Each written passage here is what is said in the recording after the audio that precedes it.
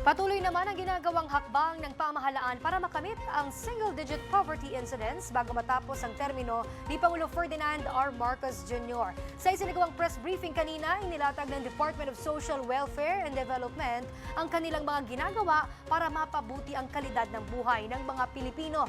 Nagbabalik si Jap Regala. Nananatili sa tamang direksyon ng pamahalaan sa layunin nitong maabot ang single-digit poverty incidence sa 2028.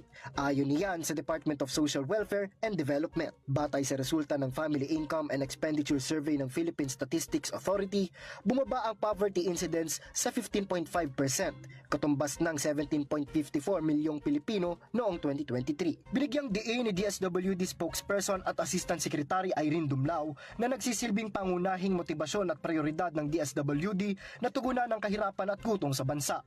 Kaya patuloy silang nagsasagawa ng mga programa para sa ikabubuti ng buhay ng mga Pilipino. Aniya, malaki rin ang ambag ng mga isinasagawang job fair ng gobyerno sa patuloy na pagbaba ng bilang ng mga Pilipinong walang trabaho.